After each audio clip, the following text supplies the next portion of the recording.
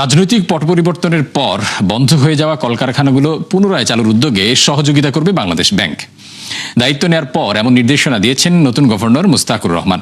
একই সঙ্গে কেন্দ্রীয় ব্যাংকের কর্মকর্তাদের গণমাধ্যমে কথা বলার বিষয়ে সতর্কতা জারি করেছেন তিনি। আজ সকাল 10:40 বাংলাদেশ ব্যাংকে আসেন নতুন গভর্নর। এরপর দুপুরে দেখা করেন অর্থমন্ত্রীর সাথে। বিস্তারিত জানাচ্ছেন আব্দুল জাহের আনাস। বুধবার প্রজ্ঞাপন জারির পর বৃহস্পতিবার সকাল 10:40 কেন্দ্রীয় ব্যাংকে পৌঁছান নতুন গভর্নর। এ সময় দুই ডেপুটি গভর্নর ও অন্যান্য কর্মকর্তারা ফুল দিয়ে তাকে স্বাগত জানান।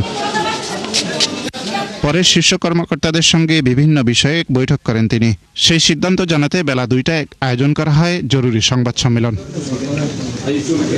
এতে কেন্দ্রীয় ব্যাংকের মুখপাত্র আরিফ হোসেন খান জানান, বন্ধ কলকারখানা পুনরায় চালু করতে নীতিগত সহায়তা ও প্রয়োজনীয় প্রণোদনার কথা বলেছেন নতুন গভর্নর। অর্থনীতিকে কর্মসংস্থানমুখী করতে কেন্দ্রীয় ব্যাংক সক্রিয় ভূমিকা পালন করবে বলেও উল্লেখ করেন তিনি।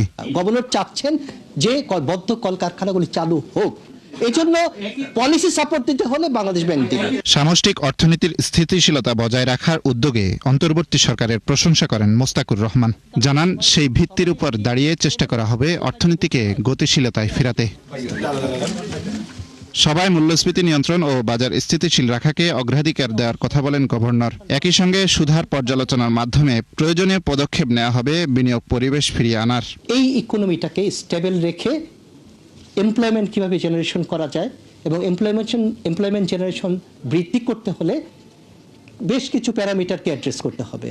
সেখানে হাই ইন্টারেস্ট রেট একটা ইস্যু, তার পাশাপাশি মনে করেন কেন্দ্রীয় ব্যাংকের অন্যতম একটা এজেন্ডা হচ্ছে ইনফ্লেশন কন্ট্রোল করা এবং সাধারণ মানুষের ক্রয় ক্ষমতার মধ্যে প্রাইস স্টেবিলিটিটাকে এনশিওর করা। সুশাসন নিশ্চিতে সিদ্ধান্ত গ্রহণের স্বচ্ছতা বজায় রাখার কথাও বলেছেন গভর্নর। এছাড়া কাজের গতি বাড়াতে বিভিন্ন পর্যায়ের কর্মকর্তাদের সিদ্ধান্ত গ্রহণের ক্ষমতা বাড়ানো হবে বলেও উল্লেখ করেন তিনি। বাংলাদেশের ইতিহাসে এই প্রথম কোনো ব্যবসায়ীকে গভর্নর হিসেবে নিয়োগ করা হলো।